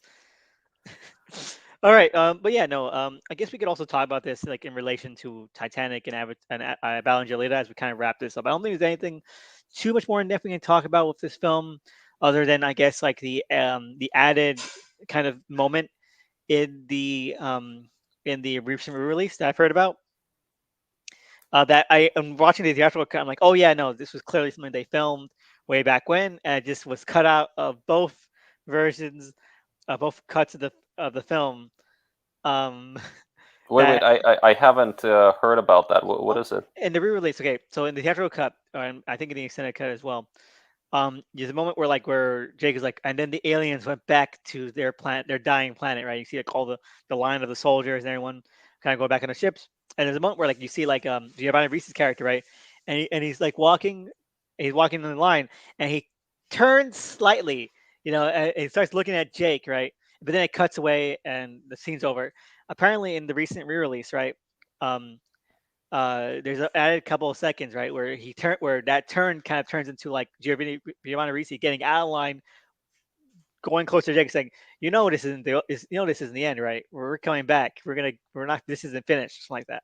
Really? Yeah, Oh, I haven't heard of that. That's really yeah. A friend of interesting. mine saw the re-release, and like, yeah, he was posted like, "Oh, was that new footage? Did they like did they like shoot this like on a green screen for Giancarlo Risi?" But if you're watching the theatrical cut, yeah, you can definitely see where like Giancarlo Risi, he doesn't just look at Jake, he pivots his body and then it cuts away. So I think that yeah, they filmed it and they just decided to never use it. Okay, yeah, I want to read up on that. That's I want to see that scene now. Yeah, my pipe dream is that they actually kind of re-release like the collector's edition cut with that scene in. You know, Hmm. I just like having more. Like the collector's edition has like maybe like a couple of frames here and there, a couple like incidental shots, but I'd rather have like the complete Avatar one experience. Yeah, I mean, that would be cool. Also, like with the censored audio track, maybe. That's still on Disney Plus, which is ridiculous. They only It have the is. they have the actual cut and they have the censored cut, but they don't have the extended or the collector edition. Oh, okay. Well, I mean, yeah, I just like wish like that people would do that more. I'm just happy that that exists as an option, like Yeah, at least like on Blu-ray or or streaming or something, you know? yeah, yeah. All right, but you know what? Let's talk about before we wrap up how this movie kind of works with in relation to Titanic and Battle Angelita, because I've always thought of these as like a trilogy, like I've said. There's just so much that's kind of like is so hallmarked by what Cameron was probably going through, kind of like in his mind at the time. Like there's so much similarities between these, both like thematically, characterization wise, Mm. emotionally, and even in like Titanic, you have that whole thing where like Jack is like, like I know I see people, and Rose like, yeah, you do see people. You see me, I see you, that kind of thing, and that happens again in Mm. Avatar, and then in like Evangelida, you have again these kind of like like post apocalyptic kind of societies, and then also like um the overwrought kind of like Zalem being this elite like in like wealthy society encroaching on this poor kind of society below, much like the corporation here. What do you think? I don't know. I never. I guess like I've never thought of the three films as a thematic trilogy. I guess like the fact that romance is so intrinsic to them. I guess that kind of I guess that's a point of connection there. Um, in my mind, Alita is probably. I don't know. Should we consider Alita as a James Cameron I movie though? do, because even though James Cameron is like apparently to Robert Rodriguez, make it your own. That obviously I can't I don't see any Rodriguezisms in that film. Honestly, I don't. It's all Cameron-y. Either either like there was like either he really wanted to like he was close to the script, or he really wanted to like visually or aesthetically, kind of hew to Cameron, Cameron style. I just don't see any anything of Rodriguez really in that movie outside of a few incidental things.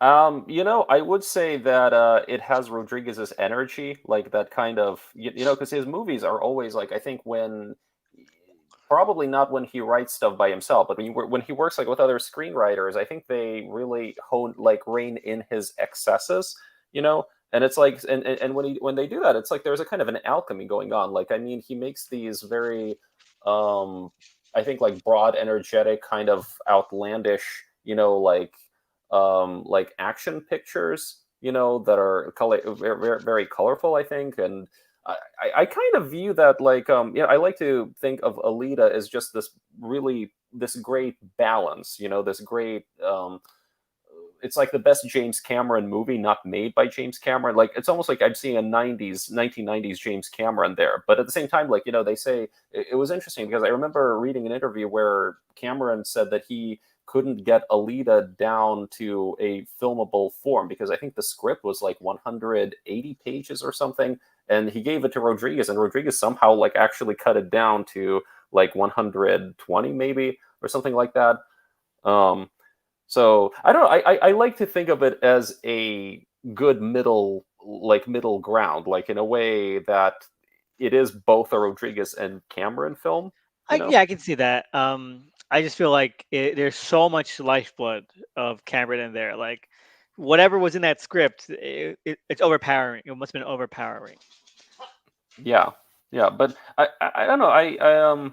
I think of the three, probably Alita is my favorite movie. I can definitely say that. I think that Alita is almost a masterpiece. There are some things that it does, I think, wrong. It kind of rushes that romantic arc at the end. It's just a thing that feels kind of shoved in there, and it undermines some of the other things that happen in there.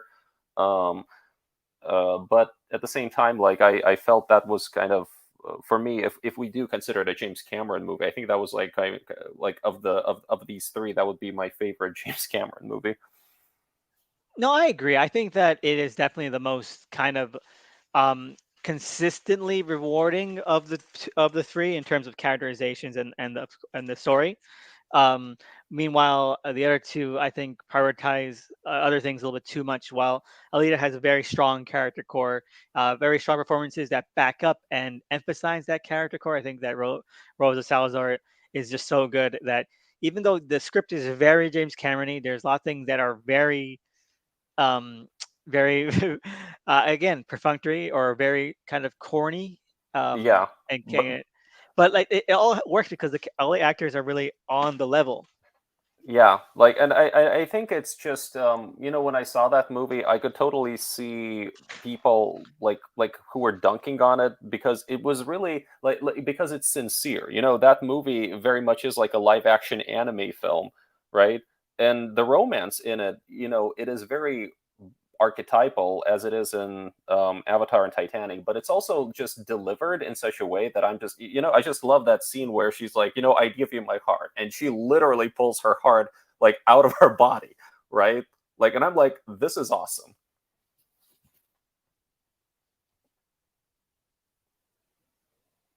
Yeah, no, completely. Like it has that sense of like camp corn to it that all these movies have, and I wish I liked that more in Titanic, but Mm, I think Titanic is probably like the least favorite of these because it takes itself so seriously yeah, that that it becomes unbearable when it indulges. Avatar Mm. is based on like this rich tradition of sci-fi that pulp, so it Yeah. could stand to be more. It could stand to be cheesier. I think that would totally work. It could withstand it. And obviously, Valenzuela had his roots in James Cameron from like the early '90s. It's based on anime. It has a bunch of insane stuff going on, and it's very sincere. And I think that the kind of more like wide-eyed, more innocent, more kind of sort of expressive characters in that movie, there's like giant amount of optimism in that movie. That is Oh the, yeah. the central point of it. That it makes sense, and like I feel like it only helps to emphasize that intent. But in Titanic, it's like, oh God, I don't care that they're like falling in love and being weird bohemians on this on this ship. All these people are about to die. I feel part of the problem that I have with Titanic is that I feel like James Cameron, it's like the wrong genre for him in a way, because Titanic is kind of it is kind of trying to be like an old school, not to say prestige drama, but like maybe, I don't know, like an old school like romantic melodrama.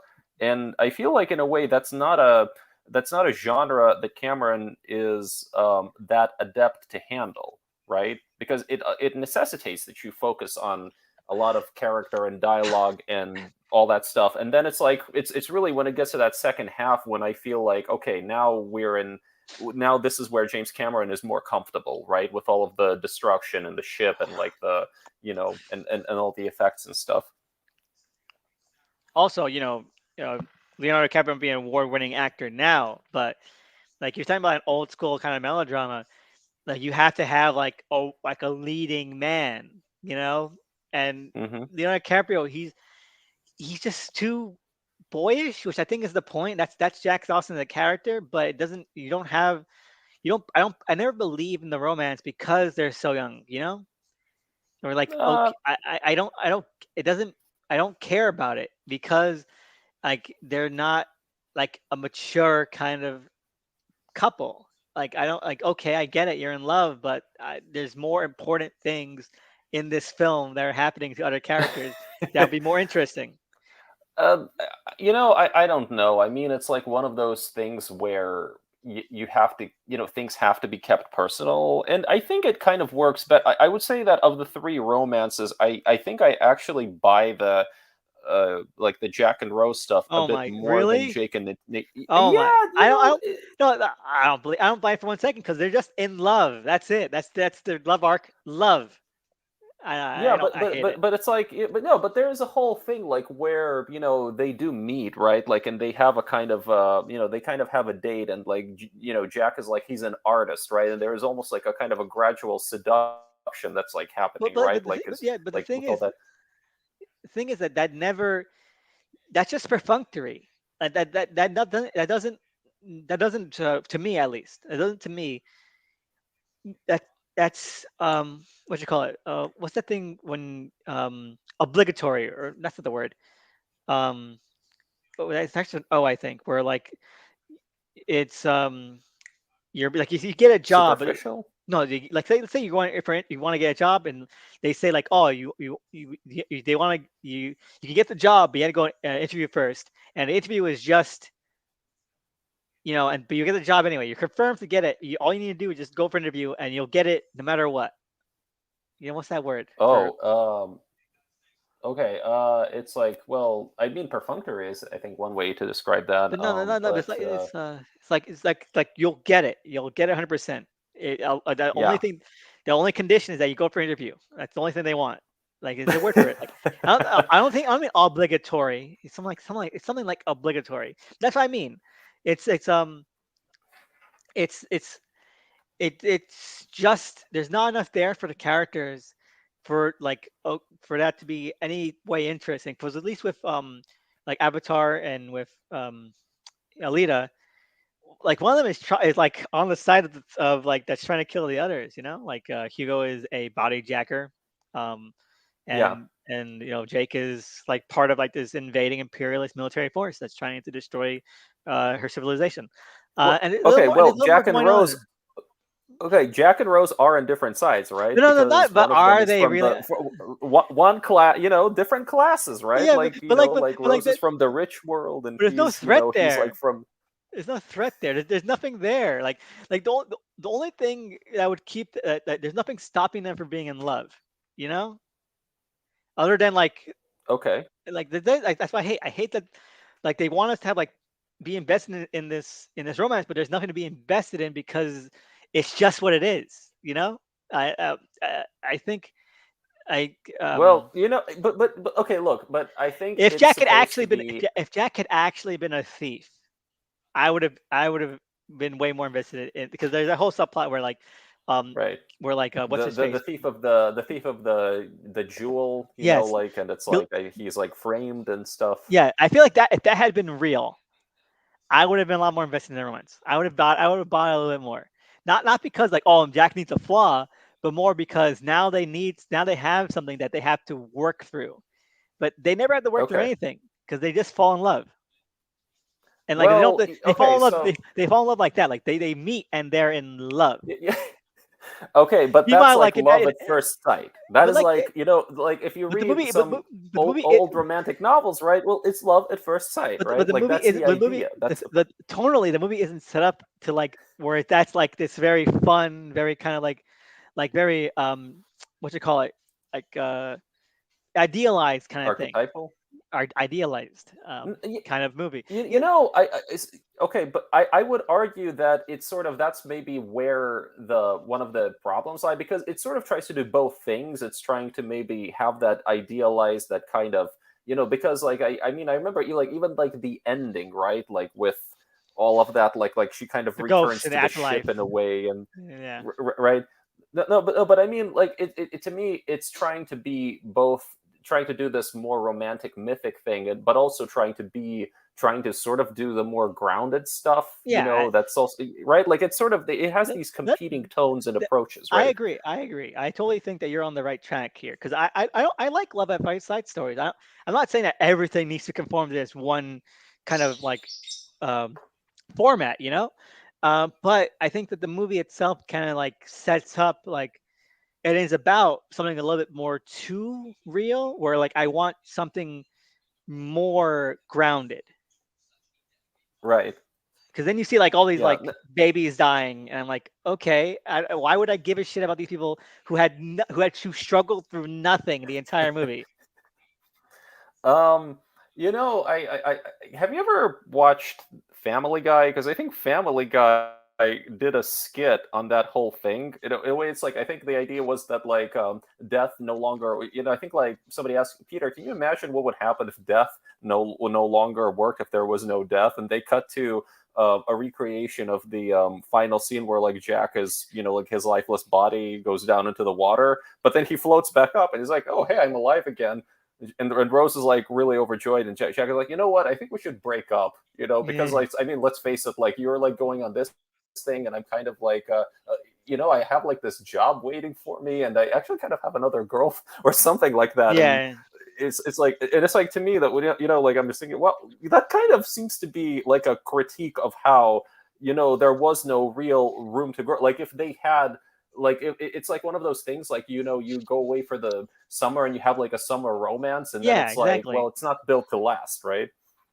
Oh yeah, no, I think that's exactly why my problem with this guy. I think the movie is so impressive and is such it has so much stature as a film overall. Like, every time I watch a movie, I'm so in awe of the visuals, of the directing, of like everything that went into production, and then like Jack and Rose start talking to each other, and I just zone out. Like I don't give a shit.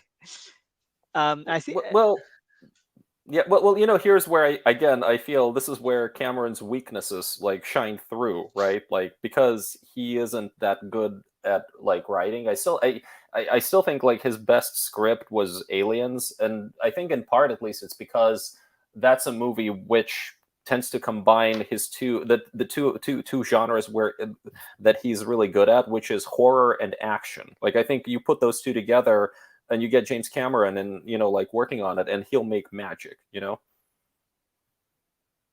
Oh yeah, no, definitely.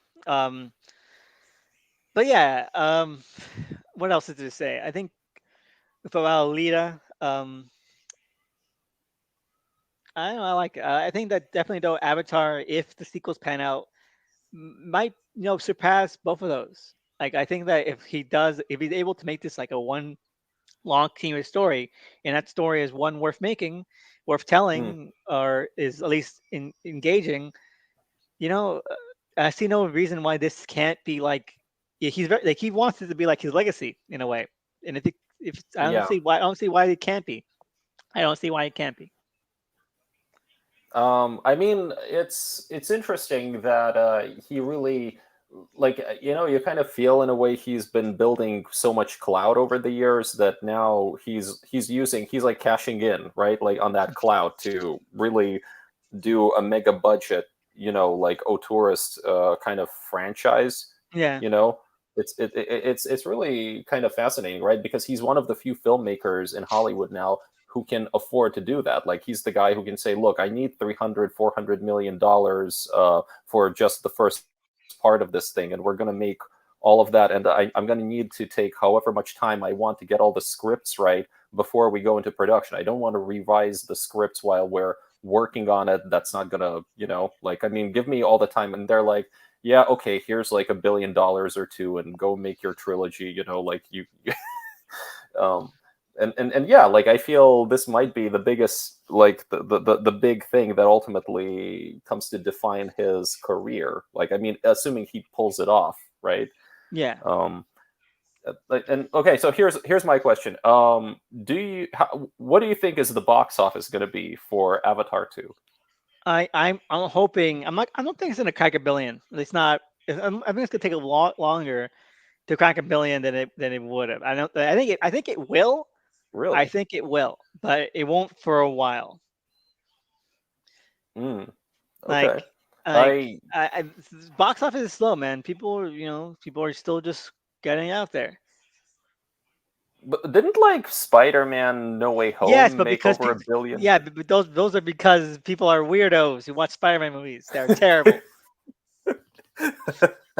um, I don't know. I'd like to think that a Cameron movie really has legs, right? Like if you look at the box office reports, like weekend to weekend, of his like of Titanic and Avatar, it's really interesting because the drops on those films were, I think, minimal. Like I think maybe even Avatar made possibly just as much, if not more money the second weekend, you know? And it's kind of like, so I like to think that they're saying, everybody's saying now, you don't bet against James Cameron, and I think that's absolutely true. Every time people think he's going to like bankrupt the film studio, it's like he makes even more money than before, right? Like I think people expected Titanic to like to be a failure because it was 3 hours long, and it cost like $200 million in the 90s, right? And Mhm. then it made over, what was it, like 1.8 billion internationally or something, right? And then people were saying, "Oh no, Avatar's budget is out of control. It's like 500 million with all the marketing costs, and it's like it's going to bankrupt. Like, it's really going to bankrupt Fox." And then it's like, no, wait a minute, Avatar.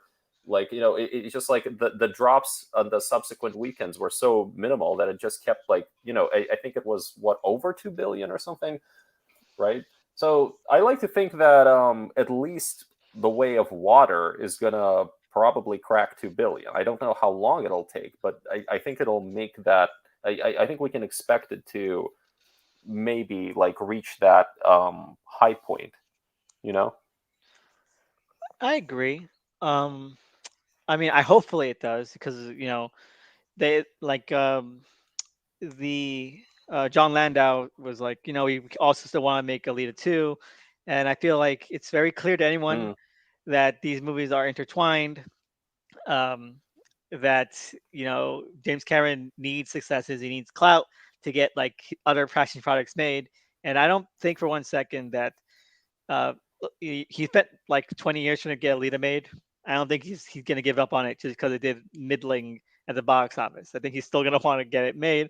So I'm really excited for the interview, directors on directors with him and Robert Rodriguez. I want to see what they say. When is that coming out? No clue, but they announced it.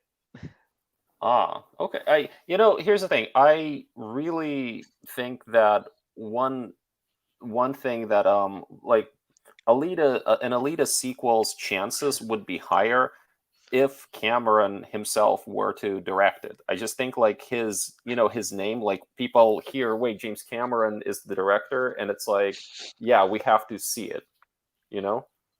Yeah, I totally agree. But I think to pull him away at this point maybe he could fit in. Maybe he could fit in, given the fact that apparently almost all of Avatar 3 has been filmed. Or yeah, her has been completely filmed. I forget what he wrote down. I think I, maybe I think from I, I think from what I've heard, Avatar 3 is completely filmed, and I think they've done maybe a quarter of the fourth one yeah, already. yeah, because they do the human stuff first. So I think like So maybe I'm maybe he pretty could. sure. Maybe he could. Yeah, like maybe after Avatar 4 comes out, assuming it does, and then he decides to take a break before, like heading off like to the next round or whatever, like I don't know, honestly. Like I'm wondering, I'm really curious, like, wait a minute, what is the even like the production schedule on these things? I mean, are they still shooting everything in that one continuous block, or you know what I mean? Yeah, like when you think Sam Worthington, it looks like he's been in a bunker for like the last 5 years. Yeah, like, so it would be interesting, and I hope, like, in any case, I really want Alita to become an ongoing franchise because they clearly have like so much more story to tell, Mhm. right? Yeah. Yeah, so hopefully, hopefully, like, hopefully they make enough money to make that happen. I don't know. I'm rooting for the Avatar films to, to make as much money as necessary to kind of like keep all of that going. Yeah, I totally agree. And I can't wait to watch this. I can't wait to see the second movie. Um, can't believe it's coming out so soon. 12 years of waiting. 13, I mean. I can't believe we're gonna live in a post Avatar 2 world. Yeah, it's one of those things that like right, like I think the fact that it hasn't happened like sooner, right? And now it's like, wait a minute, so yeah, there's going to be even a third one and everything. And it's hard to believe that it's like one of those things where, like it's like so much time has passed, and it's like, wait, they're actually releasing a sequel, right? Like, I mean, it's been like, I think it's like, like when you're waiting, like it's been 17 years since Unbreakable, and suddenly you get like you get like Split, right? Yeah, and, like it's surreal. It is surreal for sure. Anyway, I'm excited. You have any last thoughts? um I don't know. I guess no, not really. I mean, I think like I hope it works. I hope the sequel really is everything that the hype is making it out to be. I guess like that it's a good movie. Yeah, so I agree. Personally, me, when I hear people say like, "Oh, the story's better, the characterization's better," I feel like I need to know what they mean. Yeah. Because I think a lot of times, like people will be like, "There's no story," and that's not exactly true for Avatar. So I want to know what their favorite reference is, because they could be saying like, "This got a good story relative to my already preconceived notions of how bad the first movie was," you know? Yeah. So like, like, I don't want to get my hopes up too high, but I definitely excited to see what Cameron does. I think that he um will do something interesting at the very least. Yeah, for sure. I wish for all of that, and I hope there is at least a third one.